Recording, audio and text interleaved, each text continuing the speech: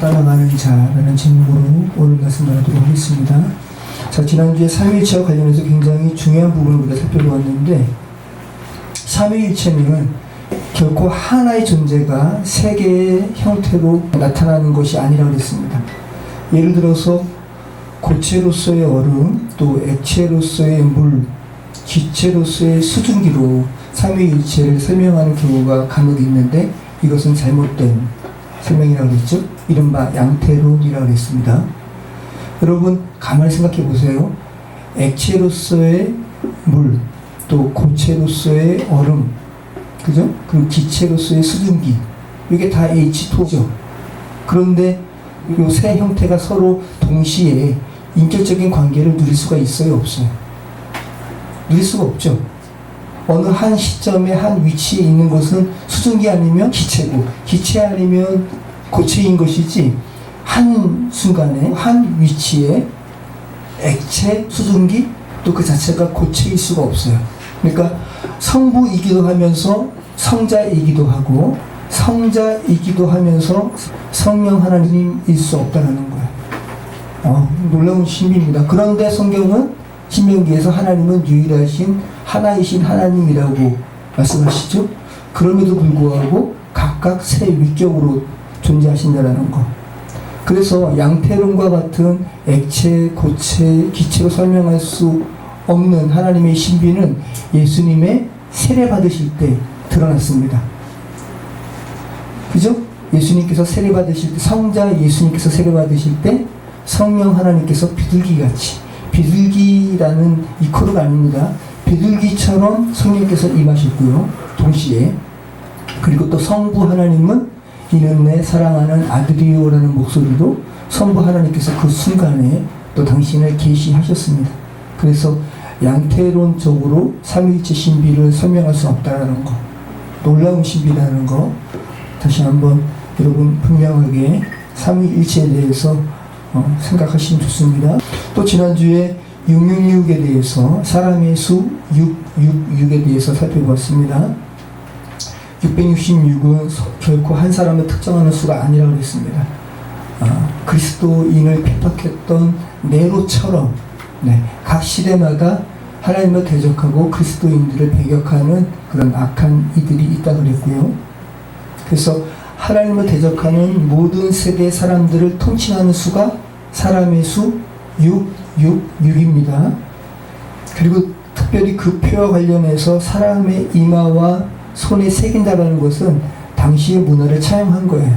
당시의 노예들의 이마나 손에 노예됨을 상징하는 그러한 표식들을 새겼거든요. 그걸 상징해서 사람의 수 666으로 대표되는, 그렇게 통칭되는 이들은 사단에 매여있는 존재임을, 사단에 속해 있는 존재임을 그렇게 이마나 손에 새긴다라는 것이지, 베리칩을 이마에 이식한다거나 손에 이식하는 현대의 어떤 이들이 주장하는 그러한 얘기들이 아니라는 거, 그건 굉장히 많아갖고 넌센스라는 거 지난주 살펴보았습니다. 자, 그리고 그들이 사단에게 속해 있음을 가장 강하게, 악한 자에게 속해 있음을 가장 강하게 드러내는 것이 뭐라고 그랬죠? 그들의 경제생활. 그래서 이 짐승의 표를 받지 않고는 매매 활동을 할 수 없더라라는 그런 표현이 등장한다고 그랬습니다. 여러분, 하나님의 백성은 결코 짐승의 표를 받은 사람들이 대표적으로 하는 그런 악한 경제활동을 하지 않죠. 여러분이 고의적으로 다른 사람들 핍박하기 위해서 고리대하지 않죠. 여러분 안에 그리스도인의 정체성이 있다면, 그죠? 여러분이 결코 고의적으로 투기하지 않죠. 지난주에서 투기와 투자에 대해서 우리가 살펴보았습니다. 사단적인 이러한 악한 경제활동은 예나 지금이나 고리대와 또 일확천금을 누리는 투기와 같은 모습으로 있어 왔던 것이고, 그것을 상징적으로 짐승의 표로 그렇게 묘사하고 있다고 했습니다. 그리고 하나님의 자녀들은 결코 이러한 악한 경제활동을 하지 않기에 상징적으로 짐승의 표를 받지 않으면 경제활동을 하지 못한다라는 것으로 표현하고 있다 말씀드렸습니다. 그리고 지혜로워야, 내가 하는 경제활동이 악한 경제활동인가 아니면 선한가라는 것을 지혜로워야 분별 구별할 수 있다고 했습니다. 그래서 지혜로운 자는 그 수를 세어보라. 그 수는 사람의 수다 라는 표현이 등장하고 있다고 했습니다. 자, 오늘 말씀 우리 같이 나눠보도록 하겠습니다. 계시록 14장 1절 말씀 우리 같이 한번 읽겠습니다. 또 내가 보니 보라 어린 양이 시온산에 섰고 그와 함께 14만 4천이 서 있는데 그들의 이마에는 어린 양의 이름과 그 아버지의 이름을 쓴 것이 있더라. 네, 지난주에 용과 두 짐승으로 상징되는 사단적인 존재에 대한 환상이 끝나고 이제 새로운 환상이 펼쳐집니다. 이번에는 요한계시록 7장에 처음 언급되었던 14만 4천으로 대표되는 구원받은 성도에 대한 환상이 또 나오는 겁니다. 구원받은 성도를 이야기하면서 14만 4천 명이라고 이야기하는데 이것은 결코 물리적인, 꼭 수를 세워서 물리적인 수의 14만 4천이 아니라고 그랬습니다. 그죠? 여러분 다시 한번 복습해 보시죠. 자, 신약의 교회, 또 구약의 12지파, 다 교회를 의미하는 12의 곱입니다. 144에다가 10의 상승, 10의 세제곱입니다. 유대인의 사고에는 어떠한 것을 3번 곱하거나 3번 반복하는 것은 더 이상 올라갈 수 없는 최상의 것을 의미한다 그래요. 그러면 12 곱하기 12 144에다가 다시 더 이상 올라갈 것이 없는 최상의 수 1000을 곱한 것이 뭐예요? 14만 4천. 그럼 이것은 하나님의 구원의 완전성을 의미하는 것이지 그렇게 물리적인 수가 아니라는 거 우리 다시 한번 분명하게 여러분 생각하셨으면 좋겠습니다.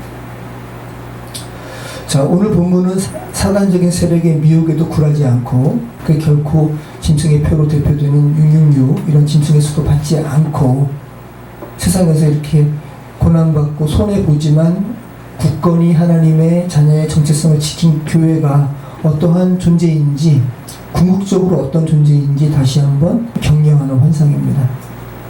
자, 요한이 본 새로운 장면은 어떤 장면입니까? 어린 양과 구원받은 백성을 상징하는 14만 4천이 어디에 있어요? 시온산에 서 있어요. 그리고 이게 환상이에요. 환상. 자, 시온산의 어린 양. 어린 양은 누구시죠? 예수 그리스도. 그리고 그분으로 인해서 구원받은 14만 4천으로 대표되는 이들이 시온산에 이렇게 서 있는 거예요. 근데 여러분, 시온산이 예루살렘 성전이 있는 곳이 시온산인데 제가 가봤잖아요. 별로 안 커요. 여러분 생각에 엄청 클 것 같죠? 그냥 조그만 동산 같아요. 환상이라는 것이죠. 그렇다고 해서 그럼 이것이 물리적인 이스라엘 땅의 시온산에 그죠? 앞으로의 그런 모습을 지금 보여주는 것이 아니라 상징이라는 거야. 상징. 꿈이니까, 환상이니까. 자, 어린 양과 구원받은 백성을 상징하는 14만 4천이 시온산에 서 있고 그리고 성도들의 이마에 뭐가 기록되어 있어요? 어린 양의 이름과 아버지의 이름이 새겨진 이런 환상을 보는 겁니다. 자, 그러면 우리가 지난주에 살펴본 짐승의 이 표를 어디에 새긴다고요? 이마나 손에 새기는 것과 지금 정확하게 대비되는 장면으로, 그죠?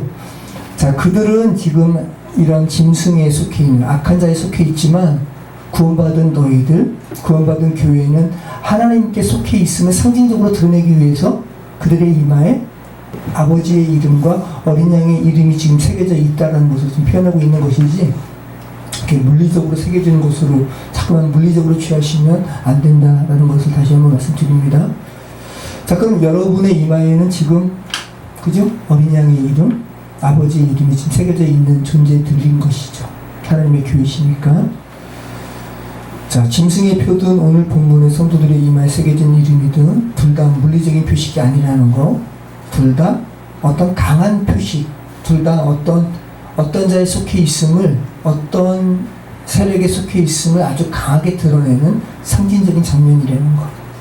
요즘에 청소년들의 그 유행하는 옷이 어떤 옷인지 모르겠지만 지금도 근데 롱패딩 좋아하죠, 아이들이. 그죠? 그래서 우리 재훈이가 아직 키가 크지도 않지만 작년에 롱패딩 해가지고 자, 그런데 여러분, 얼마 전에 정말 롱패딩이 아주 유행했을 때 학교의 공식적인 교복이 아닌데 교복처럼 입고 다닌 그 옷이 어떤 회사의 옷이었어요? 노스페이스. 그죠? 노스페이스. 근데 왜 아이들이 이렇게 노스페이스 롱패딩을 입어요? 자기 또래 아이들이 다 그거 입으니까. 그거 입어야지 자기가 그 안에 소속된 것 같으니까. 그죠? 그래서 입는 거 아니에요? 지금 이름에 뭐가 새겨져 있다는 거, 그리고 요한계시록에 그 악한 자에 속해 있는 이들이 손이나 이마에 이렇게 새긴다는 것은 그러한 것을 의미하는 것이죠. 누구에게 속해 있는가를 지금 보여주는 환상이라는 겁니다. 노스페이스라는 로고가 찍힌 옷을 입어야 그 시절의 친구들과 같은 소속감, 유대감을 느낄 수 있기 때문에, 그래서 부득불 엄마한테 사달라고 그러는 거죠. 노스페이스. 예전에 우리 아디다스, 우리 어릴 적에는, 그죠? 아디다스 운동화. 근데 아디다스에 그 자가가 있죠? 아디토스. 그래서 아디다스는 그 줄이 몇 개예요? 3개예요? 4개예요? 전 잘 모르겠네. 4개예요? 3개예요? 3개죠. 근데 자가는 4개. 4개나 2개. 그죠? 이렇게 많이 팔죠. 어떤 이름이 새겨지는 것과 관련해서 요한계시록의 7교회에 보내는 편지 중에 버가모 교회에 보내는 편지, 여러분 한번 기억 더듬어 보십시오. 그리고 빌라델피아 교회에 보내는 편지에 이름과 관련된 그런 내용들이 있었습니다. 우리 한번 요한계시록 2장 17절 우리 한번 읽어볼까요? 버가모 교회에 보내는 편지거든요. 귀 있는 자는 성령이 교회들에게 하시는 말씀을 들을지어다. 이기는 그에게는 내가 감추었던 만나를 주고 또 힘돌을 줄 터인데 그 돌 위에 새 이름을 기록한 것이 있나니 받는 자 밖에는 그 이름을 알 사람이 없느니라. 자, 다 환상이고, 그런데 우리가 요한계시록의 소아시아 7교회에 보내는 그 편지를 살펴보면서 다 그 교회에 위치했던 문화의 내용을 차용해가지고 기록했음을 우리는 알게 되었었죠.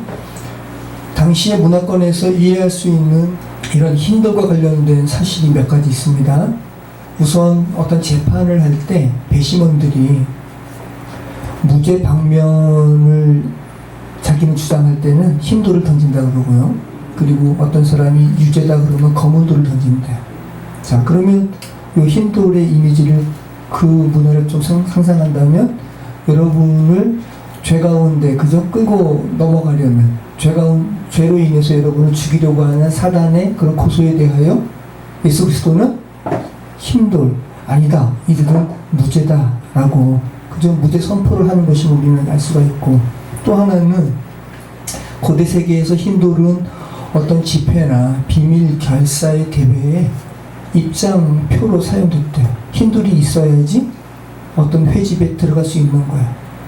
자, 그렇게 지금 흰 돌을 사용하고 있다는 거. 그리고 그 흰 돌을 수령하는 그 수령자 외에는 모르는 비밀의 징표. 그런데 오늘 요한계시록은 그 비밀, 어떤 집회에 들어갈 수 있는 입장표와 관련된 입장표를 연상할 수 있는 흰 돌에 또 어떤 이름까지 새겨져 있다는 거죠. 그래서 계시록에 언급된 흰 돌은 박해와 고난의 현장을 넘어서 하나님의 나라에 들어갈 수 있는 어떤 입장표 같은 것으로 그렇게 묘사되었다라는 거. 그리고 받는 자 밖에는 그 이름을 모르는, 그죠? 그러니까 하나님의 백성임을 분명히 증거하는 그런 환상의 그런 소재로 사용된 것이 흰 돌이라는 거 여러분 기억하시기 바랍니다. 자, 그리고 또 이름과 관련해서 요한계시록 3장 12절에 이제는 빌라델피아 교회에 또 말씀하신 내용이 있습니다. 내가 하나님의 이름과 하나님의 성, 곧 하늘에서 내 하나님께로부터 내려오는 새 예루살렘의 이름과 나의 새 이름을 그 위에 기록하리라. 아멘. 자, 빌라델피아 교회에 관련된 것은 어떤 기둥이었습니다.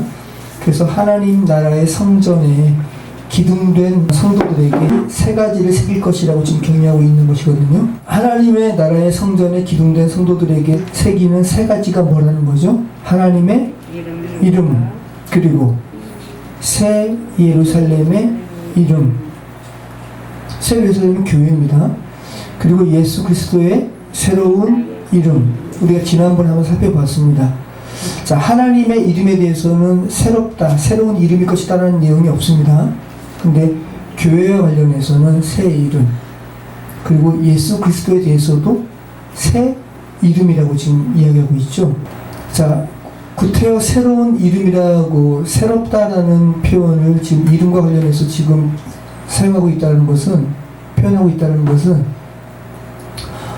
이렇게 생각하시면 좋으실 것 같죠? 우리가 이제 구원받은 여러분의 하나님의 나라의 백성이 되면은 죄를 기억하게 하는 이름이, 그죠? 그러니까 우리가 지금 이렇게 삶을 살아가는데, 우리는 삶을 살아가면서 여러 가지 죄 가운데 있었죠, 그죠? 그래서 하나님께서 물리적으로 이름을 바꾼다는 것이 아니라 결코 죄를 생각나지 않게 하실 것이다 라는 부분으로 여러분 생각하시면 좋을 것 같고, 그래서 예수님의 이름도, 예수님의 이름의 의미가 뭐예요? 보라, 아들을 낳을 것이니 그 이름을 예수라 하라. 이는 그가 자기 백성을 저희 죄에서 구원할 자라 하심이로라. 그래서 예수님의 이름 자체가 자기 백성을 저희 죄에서 구원할 자라는 이름이 예수님이라는 의미예요. 그래서 요한계시록에 완성된 하나님 나라에 대해서 말씀하시면서 예수 그리스도에 대해서도 새로운 이름을 새길 것이다 라는 표현이 참 의미심장한 거예요. 예수님이라는 의미 자체가 죄를 생각나게 하는 이름이니까. 근데 온전히 회복된 나라에, 그죠? 우리의 구세주 되신 예수님인데 또 죄를 생각나게 하는 이름의 의미가 있으니까, 그죠? 그 이름마저도 지금 새로운 이름이라고 지금 말씀하시는 이 내용이 참 놀랍죠. 그죠? 하나님의 나라의 성전에 기둥된 성도에게 세 가지를 새길 것이라고 격려하고 있는데, 하나님의 이름, 그리고 새 예루살렘의 이름, 교회입니다. 예수 그리스도의 신부예요. 그리고 예수 그리스도의 새로운 이름, 나의 새 이름을 그 위에 기록하리라. 특별히 아버지의 이름이, 하나님 아버지의 이름이 성도들의 이마에 새겨진다는 이런 상징적인, 아주 상징적이죠. 아주 상징적인 의미는 여러 가지를 생각하게 해요. 자, 모세가, 그죠? 모세가 하나님을 처음 만날 때, 하나님께서 너 내 백성 구원하러 지금 애굽으로 들어가라 할 때 모세가 하나님께 말씀드리잖아요. 저 사람들이 당신을 보내신 하나님이 누구냐고 물어보면 내가 뭐라고 이야기해야 됩니까? 라고 했을 때 하나님께서 뭐라고 말씀하셨어요? 하나님께서 당신의 이름을 말씀하신 것이 아니에요. 왜? 여호와라는 의미가 뭐라고요? 스스로 있는 자.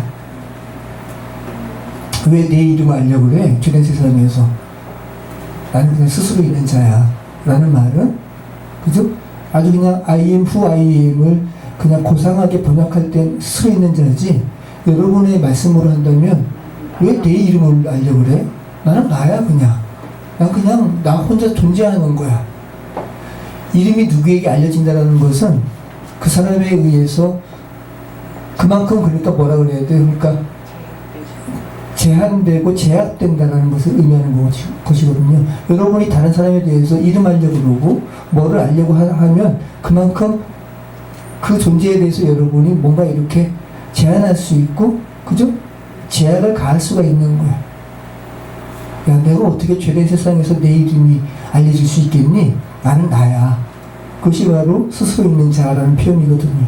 그런데 하나님의 이름이 정확하게 어떤 이름인지 모르겠지만 구원받은 백성의 하나님의 이름이 새겨진다라는 의미는 또 어떤 것을 얘기하는 거예요?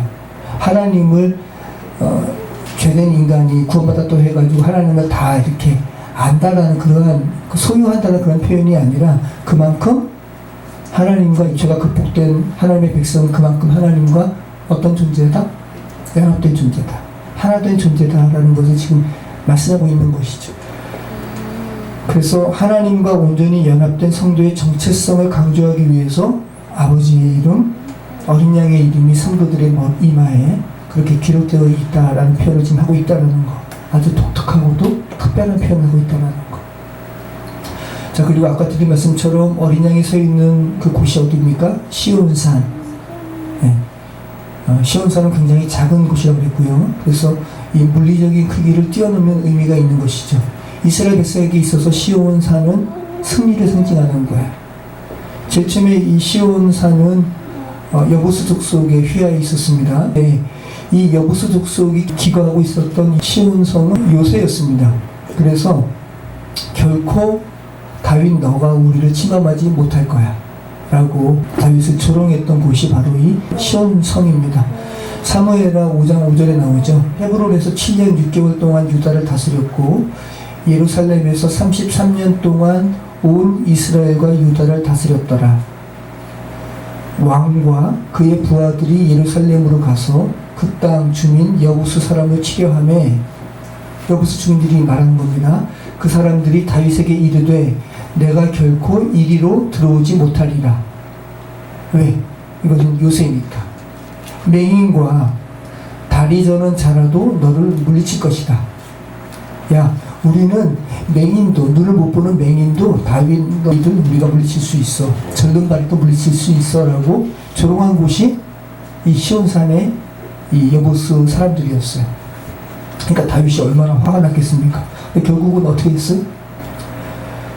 맹인과 다리 저는 자라도 너를 물리치리라 하니 그들 생각에는 다윗이 이리로 들어오지 못하리라 함이나 다윗이 시온산성을 빼앗았으니 이는 다윗성이라. 그래서 유대인들에게, 이 이스라엘 사람들에게 있어서 이 시온성은 승리를 상징하는 아주 대표적인 장소입니다. 자, 그리고 이 시온산은 그래서 이스라엘의 중심적인 정치적인 중심지이기도 하고 솔로몬 시대에 이르러서는 여기에 법궤를 또 안치해가지고 종교적으로도 중심지가 되는 곳이 이 시온산입니다. 또 시온산에 뭐가 있었냐면 아라우나의 타작마당. 아라우나의 타작마당이 시온산에 어느 위치에 있었어요. 그래서 다윗이 그 아라우나의 타작마당을 사죠.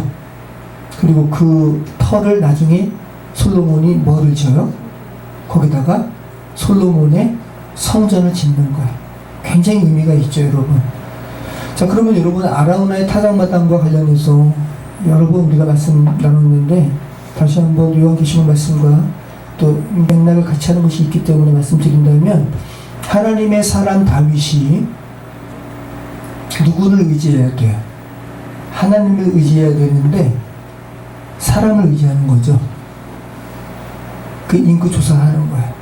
당시 인구 조사는 군사의 통계를 내기 위한 조사니까. 그래서 하나님께서 각 선지자 보내셔가지고 세 가지 벌을 제시하죠. 7년 동안의 기근, 그리고 다윗이 원수에게 석 달 동안 쫓김, 그리고 사흘 동안의 전염병. 이 세 가지 중에 하나를 택하래요. 여러분 같으면 뭐 택하겠어요? 우리 재현이 뭐 택할 것 같아? 하나님께서 벌을 세 가지 이렇게 내리시는 거야. 7년 동안의 기근, 굶어 죽는 거야. 석 달 동안 쫓겨나가는 거고, 그리고 사흘 동안 전염병이 있는 거야. 그 중에서 3일 동안의 전염병? 시간으로 따지면 가장 적으니까, 그지? 그래서 다윗도 이거 택했어요. 그 결과는 7만 명이 죽었어요. 지금 여러분 전염병 말로만 하다가 요즘에 코로나19로 인해서 이 무서움을 알게 되죠. 3일 동안 전염병이 퍼졌는데 7만 명이 죽는 거예요. 이거 너무 기가 막히는 거죠. 그래서 가친자가 다시 와가지고 저 아라우나의 타작마당을 사시오. 그리고 거기서 하나님께 회개 제사죠. 예배 드리시오 라고 해서 다윗이 아라우나의 타작마당을 삽니다. 그리고 나중에 그 터에서 다윗의 아들 솔로몬이 성전 짓는 거거든요. 참 영적으로 의미가 있죠. 그럼 한번 지난주에 그 666의 좀 맥락을 같이 하는 게 있죠. 다윗이 하나님을 의지하지 않고 그 인구를 계수한 것도 사람의 수를 보고 사람을 의지한 거예요. 그죠? 네. 그와 관련된 말씀으로 또 맥락을 같이 하는 것임을 우리는 알게 되죠. 시온산과 관련된 것을 가만히 보면 죄된 인간의 시도는 여지없이 깨지고 하나님께서 승리하신 대표적인 장소가 시온산. 계시록 본문도 사람의 수와 관련된 13장의 내용이 맞춰진 후 바로 그 사람의 수를 극복하는 내용이 있는 하나님의 승리를 상징하는 시온산이 바로 14장 1절 이하부터 나오고 있다는 것. 성령께서 쓰신 책인 것이죠. 성경은. 자, 14장 2절 말씀을 같이 읽겠습니다. 내가 하늘에서 나는 소리를 들으니 많은 물소리와도 같고 큰 우레소리와도 같은데 내가 들은 소리는 검은 고 타는 자들이 그 검은 고를 타는 것 같더라. 자, 오늘 본문은 우리가 요한계시록 서두부터 계속 봤던 내용들의 재반복입니다. 그만큼 확정하는 거죠. 자, 오늘 본문은 계시록 서두에 반모섬에 있었던 요한에게 보인 환상에서 7교회에 편지를 보내라 하는 주님의 모습을 연상하게 합니다. 계시록 1장 10절 이하 말씀 제가 읽어드리겠습니다. 주의 날에 내가 성령에 감동되어 내 뒤에서 나는 나팔소리 같은 큰 음성을 들으니 이르되 내가 보는 것을 두루마리에 써서 에베소, 서머나, 버가모, 두아디라, 사데, 빌라델피아, 라오디게아 등 7교회에 보내라 하시기로. 그러면서 이제 몸을 돌이켜서 예수님을 보죠. 여기에 이제 이러한 많은 물소리의 내용이 나오죠. 몸을 돌이켜 나에게 말한 음성을 알아보려고 돌이킬 때 7 금촛대를 보았는데 촛대 사이에 인자 같은 이가 발에 끌리는 옷을 입고 가슴에 금띠를 띠고 그의 머리와 털의 희기가 흰 양털 같고 눈 같으며 그의 눈은 불꽃 같고 그의 발은 풀무불에 단련한 빛난 주석 같고 그리고 예수님의 음성이 그의 음성은 많은 물소리와 같으며 그의 오른손에 7별이 있고 그의 입에서 좌우에 날성검이 나오고 그 얼굴은 해가 힘있게 비치는 것 같더라. 자, 예수님의 음성을 표현하면서 많은 물소리 같대요. 그냥 졸졸졸 흐르는 이러한 소리가 아니죠. 많은 물소리. 아주 웅장하고 어떤 위험이 있는 그 소리를 지금 많은 물소리로 표현하고 있는 겁니다. 그리고 또 많은 물소리 같고 큰 우레소리와도 같다. 우레소리, 천둥소리. 그죠? 그러니까 예수님의 어떤 위험을 지금 의미하는 거죠. 그 다음에 또 어떤 소리예요? 자, 많은 물소리 같기도 하고 우레소리와 같기도 하고 그 다음에는 또 검은 고 타는 자들이 검은 고를 타는 것 같더라. 그래서 이 검은 고 타는 것은 구약에 하나님께 예배할 때 굉장히 많이 등장했던 소재예요. 그러니까 예수님의 임재할 때 이들이 느꼈던 것은 하나님의 예수님의 위엄과 더불어 하나님을 예배하는 그런 심정이 강하게 느껴졌다는 것을 지금 말씀하고 있는 거죠. 구원자 하나님의 임재를 많은 물소리, 우레소리 등으로 웅장하고 엄숙함으로 표현하고 있는 것이고 그러한 하나님의 임재 순간은 임재의 모든 순간은 피조물에게 있어서 창조주 하나님께 예배하는 것과 같음을 검은 고 타는 소리와 같더라 라는 것으로 표현하고 있다는 거죠. 자, 계시록 14장 3절 말씀 같이 읽겠습니다. 그들이 보좌 앞과 내 생물과 장로들 앞에서 새 노래를 부르니 땅에서 성량함을 받은 14만 4천 밖에는 능히 이 노래를 배울 자가 없더라. 자, 이 새 노래 우리가 요한계시록 5장 살펴보면서 살펴본 바 있습니다. 우리 요한계시록 5장 9절 말씀 우리 한번 읽어보겠습니다. 요한계시록 5장 9절 우리 같이 한번 읽어보겠습니다. 그들이 새 노래를 불러 이르되 두루마리를 가지시고 그 인봉을 떼기에 합당하시도다. 일찍이 죽임을 당하사 각 족속과 방언과 백성과 나라 가운데에서 사람들을 피로 사서 하나님께 드리시고 그들로 우리 하나님 앞에서 나라와 제사장들을 삼으셨으니 그들이 땅에서 왕노를 하리로다 하더라. 심판과 구원의 내용이 담긴 인봉을 떼실 어린 양의 자격이 뭐하다? 합당하다. 그러니까 어린 양의 자격에 대해서 합당하십니다라고 하면서 새로운 노래를 부르는 거고요. 두 번째는 이 어린 양은 일찍이 죽임당하시고 그죠? 죄 가운데 죽은 세상에서 당신의 백성을 피로 사셨다.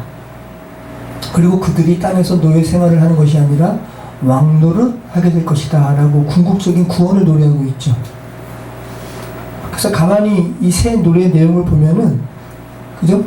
죄로 인해서 죽은 자들의 완전한 회복과 그 회복을 가능하게 하신 어린 양에 대해서 지금 송축하고 있는 거죠. 그래서 이 새 노래는 이제껏 없었던 가락과 이제껏 없었던 가사의 내용을 말하는 것이 아니라 새로운 창조, 구원에 관한 내용이 담긴 노래를 새 노래라고 표현하고 있음을 알게 되죠. 자, 새 새로운 노래는 구원과 관련해서 하나님을 높이는 노래입니다. 그래서 천국에 가서 여러분이 지금껏 한 번도 들어보지 못한 새로운 가사와 새로운 선율의 노래가 아니라는 거. 여러분이 지금 나를 구원하신 하나님 감사합니다 라는 감격으로 여러분이 노래하신다면, 그죠? 여러분이 익히 알고 있는 찬송가도 그런 마음으로 매 순간 감격에 차서 노래하신다면 여러분 그 순간 뭐를 부르시는 거예요? 새 노래. 네. 새 노래를 부르시는 거예요. 죽음에서 살리신, 죄로부터 자유케 하신 주님의 구원의 능력을 송축하는 노래가 새 노래. 자, 그리고 4절부터는 이 구원받은 성도들의 자격에 대해서 논하고 있습니다. 14만 4천으로 대표되는 이들이 어떤 이들인가 4절부터 나옵니다. 우리 4절 같이 읽겠습니다. 이 사람들은 여자와 더불어 더럽히지 아니하고 순결한 자나 어린 양이 어디로 인도하는지 따라가는 자며 사람 가운데서 속량함을 받아 처음 익은 열매로 하나님과 어린 양에게 속한 자들이니 그 입에 거짓말이 없고 흠이 없는 자들이더라. 14만 4천이 어떤 이들인가 아주 상세하게 서술하고 있습니다. 그래서 여러분이 이 구절을 읽으시면서 여러분의 삶과 여러분과 한번 이렇게 대조하면서 대입하면서 한번 읽으시면 조금 더 이 의미를 깊게 새길 수가 있겠죠. 자, 구원받은 하나님의 자녀들이 어떤 이들인지 4가지로 소개하고 있습니다. 첫 번째는 이들이 그리스도의 군사라는 거예요. 구원받은 이들은 누구의 군사? 그리스도의 군사. 그래서 구약의 이스라엘의 전쟁, 특별히 이스라엘의 전쟁은 하나님의 백성이잖아요. 그래서 하나님의 전쟁, 그 거룩한 전쟁, 성전에 참여했던 군사들을 상기시키는 그 내용을 쓰고 있습니다. 구원받은 백성을 의미하는 14만 4천은 죄된 세상에서 승리한 하나님의 백성은 그리스도 군사 같은 거야 라는 것을 고대에서 거룩한 전쟁에 참여하는 군사들의 요구 조건이었던 성적인 절제를 상기시키는 본문을 쓰고 있다는 거죠. 이 사람들은 여자와 더불어 더럽히지 아니하고 순결한 자다. 네. 그래서 물리적으로 취하시면 안 되고, 그죠? 당시에는 이 거룩한 전쟁에 참여하는 이들을 성적인 절제 가운데 있는 군사들을 모집했다면 여러분에게 있어서 요구되는 순결한 삶은 뭐예요? 성경은 뭐를 가늠이라고 하니까 하나님이 아닌 것을 섬기는 것, 그죠? 우상 숭배를 멀리하는 것. 그렇게 여러분이 생각하시면 좋죠. 자, 두 번째는 그들은 누구가 인도하는 대로 따라가는 이들입니까? 어린 양 예수 그리스도께서 인도하는 대로 따라가는 이들. 여러분은 지금 어린 양 예수께서 인도하시는 대로 따라가십니까? 이 아콜루데오라는 말이거든요. 같은 길에 있다라는 말입니다. 그러니까 여러분이 지금 가시는 인생길이 예수님과 지금 같은 길에 있으신가? 그것을 지금 어린 양이 어디로 인도하는지 따라가는 자며라는 거죠. 그럼 여러분, 예수님과 같은 길에 서 있다는 것이 무엇을 의미하는지 그리스도인들은 잘 분별해야 됩니다. 그리스도와 같은 길에 서 있는 것이 어떤 것인가? 굉장히 주의 깊게 살필 필요가 있습니다. 또 동성애와 관련된 말씀을 좀 드릴게요. 지금 왜냐하면 요즘에 동성애와 관련된 이슈 중에 하나에 감리교가 지금 들어가 있어요. 동성애와 관련된 일들과 관련해서 그리스도인들은 어떠한 입장을 취해야 할 것인가? 최근 감리교회 한 목사님께서 이미 이단 판정을 받은 그 타교단 기장 측의 한 목사님이 있습니다. 여성 목사님. 작년에 그 성숙수자 그 퀴어 축제를 막 지지하고 막 그래가지고 기장 측에서는 자기 교단 사람이니까 보호하려고 하겠지만 타교단에서 이단 정주했습니다. 그분과 성공회의 한 신부님, 성공회는 개신교랑 똑같은데 그래도 이름을 신부라 그래요. 목사라 그러지 않고. 그런데 가톨릭 신부와 성공회 신부의 차이점은 성공회 신부는 결혼해요. 성공회 굉장히 좋은 교단입니다. 그런데 그 교단에 성공회의 한 신부님, 그리고 기장 측에 기독교 장로회 측에 한 여 목사님, 그리고 감리교 경기교회에 속하신 감리교의 한 남자 목사님께서 작년에 부평역에서 퀴어 문화 축제를 했는데 성소수자들, 좋게 얘기해서 성소수자고 동성연애 하는 얘기. 근데 거기서 보면 음란한 그런 뭐 발가벗고 막 그러잖아요. 거기에서 성소수자들을 축복하는 축복을 이 감리교 목사님도 하셨어요. 그래가지고 지금 이것이 문제가 돼가지고 감리교에서 지금 재판에 지금 소송 재판에 지금 계류 중입니다. 근데 이것이 이슈가 되니까 일반 언론에도 지금 노출이 된 거예요. 저도 그 영상을 봤습니다. 퍼포먼스 같아요. 이곳에 모인 성소수자들 하면서 축복합니다 라고 외치면서 꽃잎 뿌리고, 근데 여기 이제 감리교 목사님도 속해 있으니까 재판에 지금 계류가 됐는데, 근데 이분이 이렇게 얘기를 하는 거예요. 성소수자를 축복했다고 벌을 준다면 과거 박정희 전두환을 위한 초청 기도회에서 기도를 한 목사님들도 다 처벌해야 된다. 이런 논리로 자기의 이 행위를 지금 처벌받을 만한 것이 아니라고 지금 항변하는 건데, 말이 돼요, 여러분? 그러면서 이분이 퀴어 문화축제에서 나는 축복식 예문을 읽고 축복의 의미로 꽃잎을 뿌린 게 전부다 라고 항변하고 있거든요. 그런데 기독교 대한감리회의 헌법이라 할 수 있는 교리와 정정에는 뭐라고 되어 있냐 하면, 동성애를 찬성하거나 동조하는 행위를 그렇게 하지 말라고 규정하고 있고요.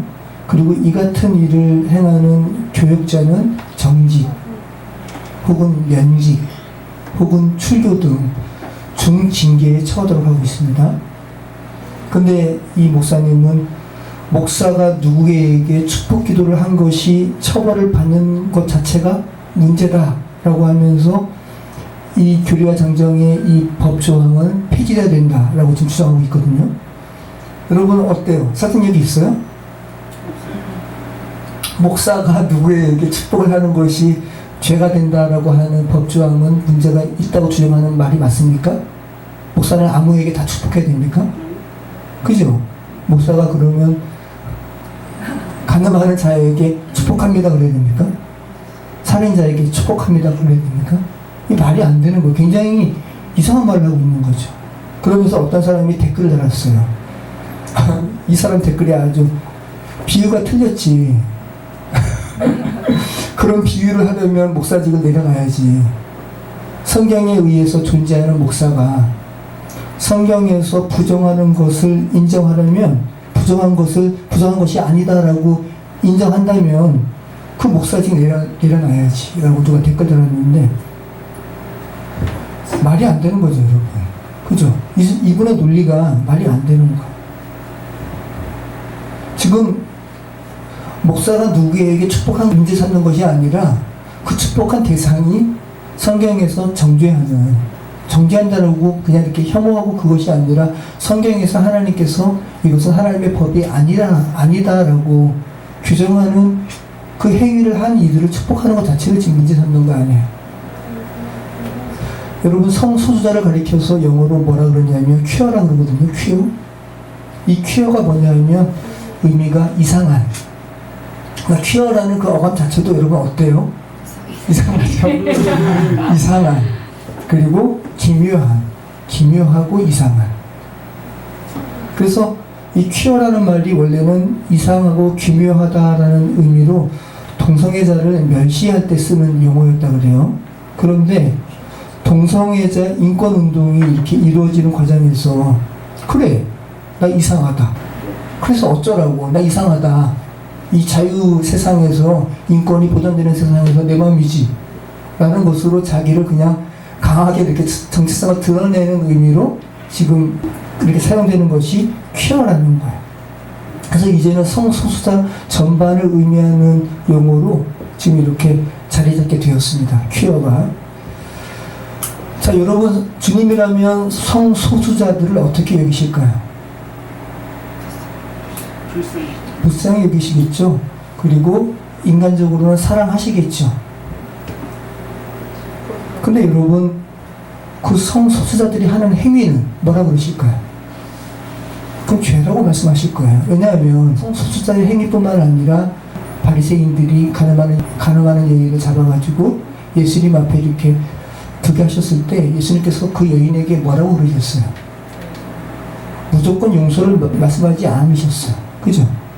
다 차치하고 그에게 돌을 들어서 죽이려고 하는 이들을 예수님께서 너희 중에 죄 없는 자들이 돌로 치라 라고 말씀하시니까 부끄러워가지고 다 돌 내려놓고 도망갔잖아요. 그리고 여자가 죽을지도 모르는 상황에서 눈을 떴는데 자기를 정죄하는 사람이 없는 거예요. 너를 정죄하는 사람이 어디 있느냐? 없습니다. 나도 너를 정죄하지 않는다. 그러면 이 말씀이 너 계속 가늠해라 라는 말씀이 아니죠. 그 다음에 예수님께서 한 말씀 더 하세요. 나도 너를 정죄하지 아니하노니 가서 다시는 죄를 범하지 말라. 동성애자, 성소수자 하나님께서 예수님께서 무조건 용서하시지 않으시죠. 나 너 용서한다. 이 가늠한 여인의 말씀이 비춰본다면 가서 다시는 그 행위 하지 말아라. 그죠?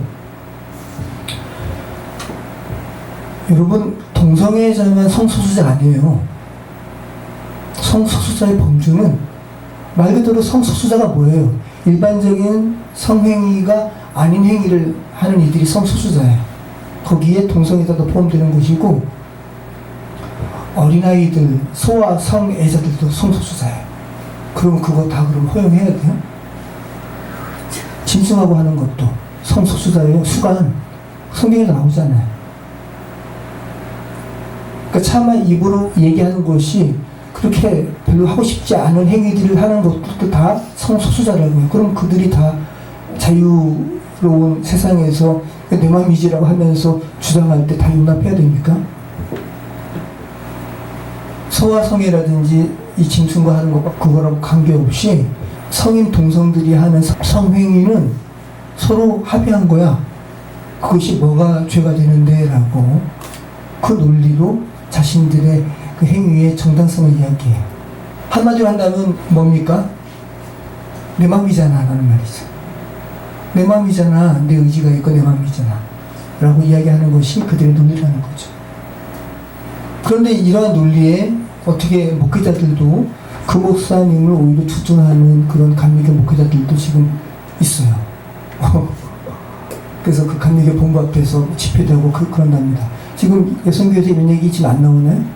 지금 그런 상황이에요. 그래서 예수님과 같은 길에 선다라는 것이 정말 계속 고민하고 고뇌하고 그렇게 생각을 해야 되는 거죠. 여러분, 독일 2차 대전 당시에 나치에 협력했던 독일 교회와 다른 길을 간 본 회퍼 목사님, 그분도 아마 대다수가 자신의 동료였던 독일 목회자들이 나치를 지지하고 할 때 얼마나 고민을 많이 했겠어요. 그죠? 내가 지금 예수님과 함께 가는 길이 도대체 어때야 하는가 고민 많이 했을 거 아니에요. 그러니까 예수님과 지금 나의 인생의 길이 같은 길에 서 있는가라는 것은 정말 고민을 많이 해야 되는 그런 삶이라는 겁니다. 그래서 이 죄된 세상에, 죄된 시대에 주님의 뜻을 분별하고 예수님과 같은 길에 있을 수 있다는 것은 많은 기도와 쉽지 않은 결단이 필요한 것이라는 말씀입니다. 구원받은 자들을 대표하는 이들이 어떤 자들인가? 첫 번째는 예수 그리스도의 군사된 이들, 두 번째는 예수 그리스도께서 인도하는 대로 따라가는 이들, 세 번째는요, 속량함을 입은 자들. 아고라조란 말이거든요. 속량함을 입었다는 말이 무슨 말일까요? 다른 말로 구속함을 입은 자들.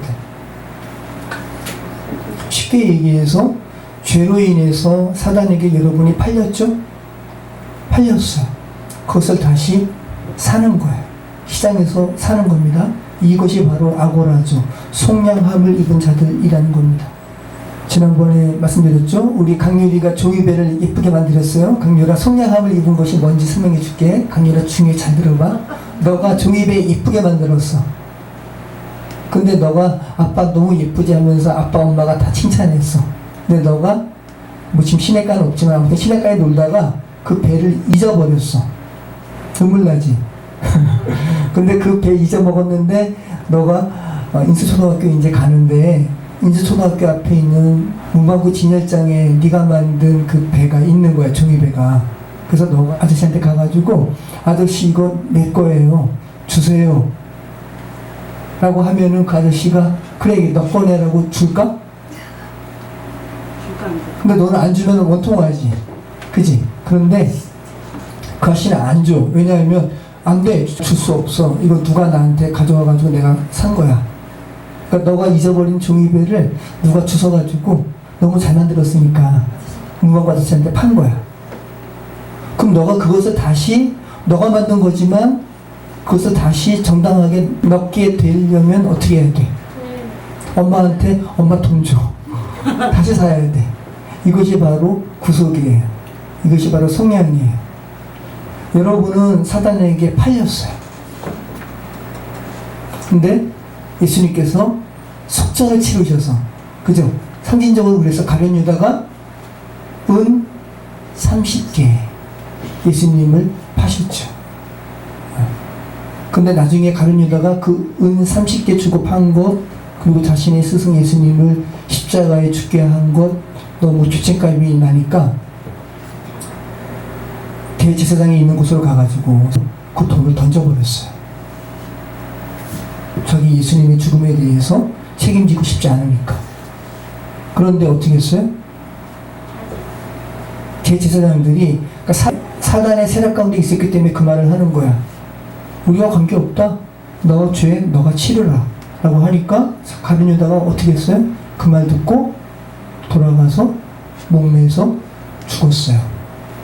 그리고 사도행전 말씀에는 그가 떨어져 가지고 창자가 터졌다. 그래서 대제사장들이 그 돈을 취해가지고 이것은 피가 묻은 돈이니 이거는 성전구에 둘 수가 없다, 그죠? 그래서 그 돈으로 뭘 샀어요? 어떤 토지를 사가지고 나그네의 묘지를 사놨어요. 아겔다마.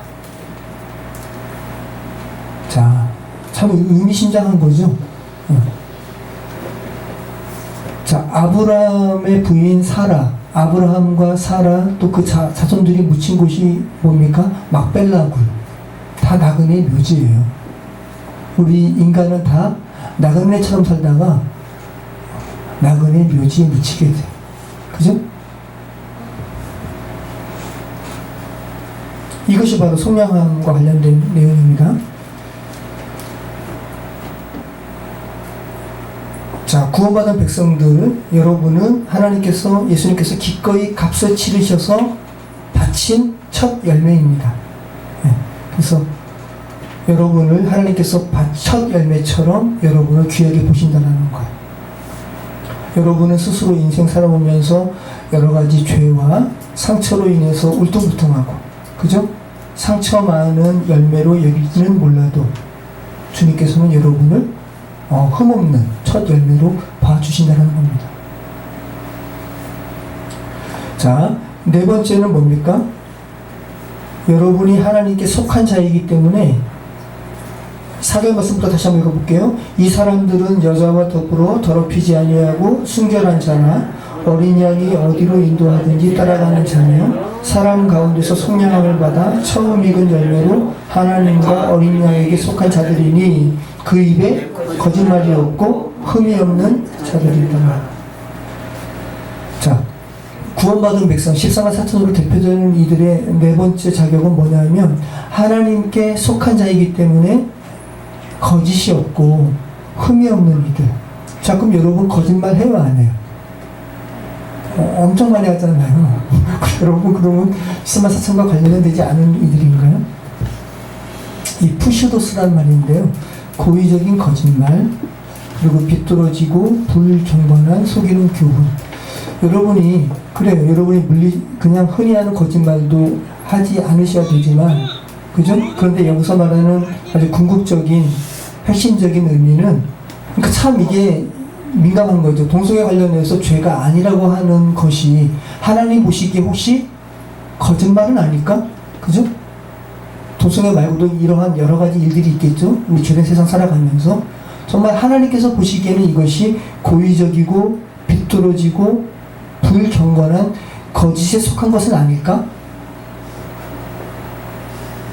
분별하면서 이런 행위를 하지 않는 이들, 또 흠이 없는 이들, 자, 하나님의 자녀를 대표하는 14만 4천에 포함되는 이들을 14만 4천과 관련해서 표현하면서 흠이 없는 이들이라고 얘기합니다. 여러분 흠 있어요? 없어요? 흠이 너무 많죠? 흠이 너무 많아요. 그럼 여러분 또 그러면 참 쉽지 않은 부분이죠. 그래서 여기서 이 흠이 없는 이들이라는 표현은 구약에서 하나님께 바쳐지는 제물을 연상하게 해요.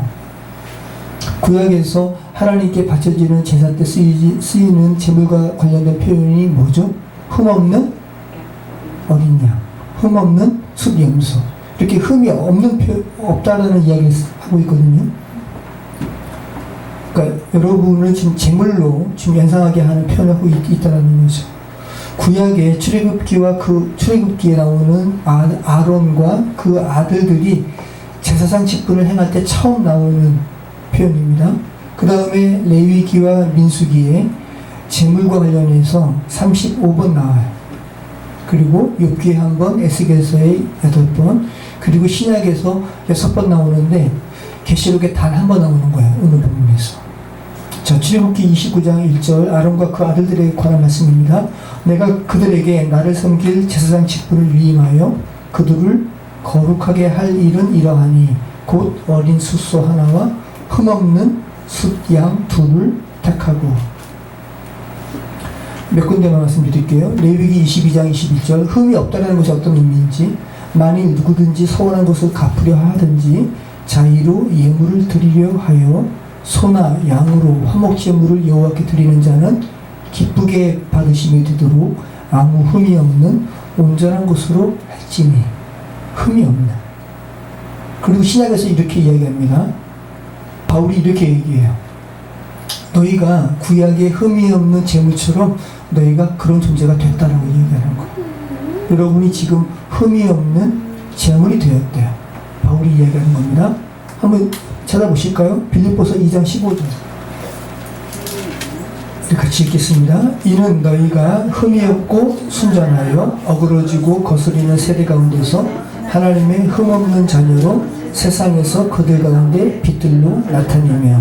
네, 이 어그러지고 거스리는 세대 가운데서 하나님의 자녀된 백성은 흠이 없고 순전하다라고 지금 말씀하고 있는 거죠. 참 놀라운 말씀이죠. 자, 그리고 한 번 더 찾아보겠습니다. 골로새서 1장 18절. 자, 그는 몸인 교회의 머리시라. 그가 근본이시요 죽은 자들 가운데서 먼저 나신 이시니 이는 친히 만물의 으뜸이 되려 하시며 아버지께서는 모든 천만으로 예수 안에 거하게 하시고 그의 십자가의 피로 화평을 이루사 만물 곧 땅에 있는 것들이나 하늘에 있는 것들이 그로 말미암아 자기와 화목하게 되기를 기뻐하십니다. 전에 악한 행실로 멀리 떠나 마음으로 원수가 되었던 너희를 이제는 그의 육체의 죽음으로 말미암아 화목하게 하사 너희를 거룩하고 흠없고 책망할 것이 없는 자로 그 앞에 세우고자 하셨으니 만일 너희가 믿음에 거하고 터 위에 굳게 서서 너희 들은 바 복음의 소망에서 흔들리지 아니하면 그리하리라. 이 복음은 사람 만민에게 전파된 바요 나 바울은 이 복음의 일꾼이 되었노라. 아멘. 네. 전에 악한 행실로 멀리 떠나서 마음으로 원수가 되었던 너희를, 그죠? 저와 여러분을 이제는 예수님의 육체의 죽으심으로 말미암아 화목하게 하사 여러분을 거룩하고 흠없고 책망할 것이 없는 자로 그렇게 그 앞에서 세우게 하셨다. 이것이 바로 복음의 내용이라는 거죠. 나 바울은 이 복음을 위하여 일꾼이 되었다라고 말씀하고 있습니다. 자, 여러분 말씀 정리하겠습니다. 우리는 거짓이 있고 또 흠이 없는 부분에 대해서 우리 자신을 보면 낙망할 수밖에 없습니다. 우리는 거짓된 존재고 또 흠이 있는 존재이기 때문입니다. 그러나 이것이 흠이 없는 존재가 가능하게 되는 단 하나의 경우가 있습니다. 우리가 누구에게 속해 있을 때, 주님께 속해 있을 때, 그리고 주님께서 그렇게 봐주신다는 것입니다. 이것이 복음입니다. 하지만 이 주님께서 너희를 흠이 없는 자로 봐주신다는 이것이 정말 우리 것이 되려면 정말 계속해서 우리가 하나님 어린 양의 길에 함께 서 있는 것이 무엇인가 계속 고민하면서 그 길 위에 함께 서 있을 때, 그죠? 그렇지 않고 그래 하나님께서 나를 흠이 없는 자로 봐주신데, 이 바울의 말을 인용하면서 그러면서 계속해서 하나님께서 죄라고 말씀하시는 동성애의 삶에 계속 있으면서 나 하나님의 흠없는 자야, 목회자들로부터 하나님의 이름으로 축복받아 마땅해 라고 말하는 것이 과연 정말 이것은 넌센스가 아닌가. 누가 그 영상 보면서 그러더라고요. 정말 이것이 현실입니까? 마치 무슨 퍼포먼스를 보는 것 같습니다.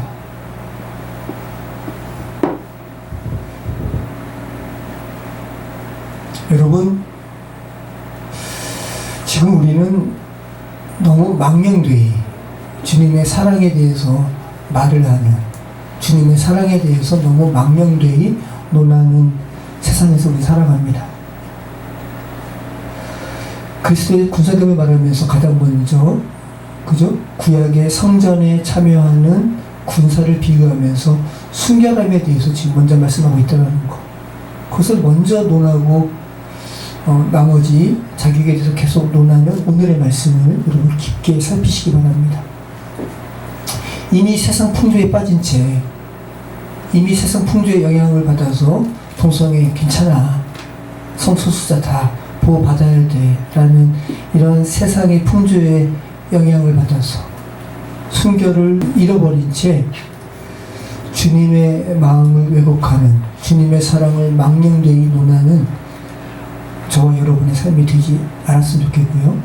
그리고 또 이 세상에 그렇게 살아가는 이들에게 정말 하나님의 마음을 온전히 전하는 우리 인생이 되었으면 좋겠습니다. 기도하겠습니다.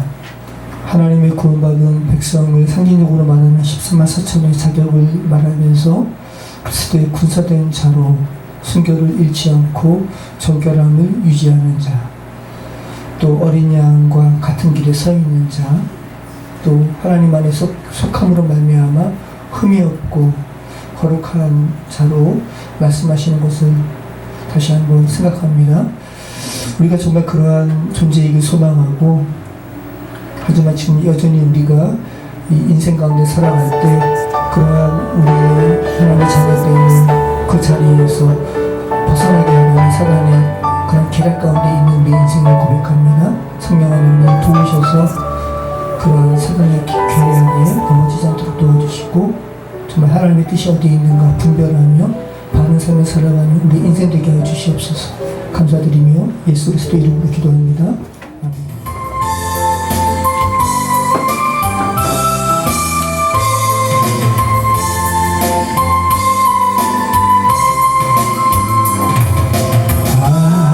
하나님의 음성을 고자 기도하며 귀를 기울이는 나의 기도를 들어주신 나의 깊은 덩이와 수렁에서 끌어주시고 나의 발을 반석 위에 세우시사 나를 든든히 하셨네. 새 노래로 부르자 할렐루야, 하나님께 올리 찬송을 새 노래로 부르자 하나님 사랑을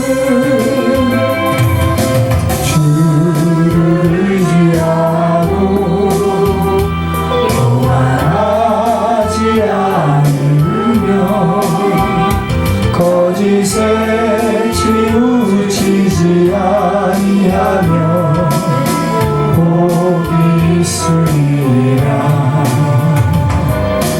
너와 나의 주님 크신 권능의 구주라.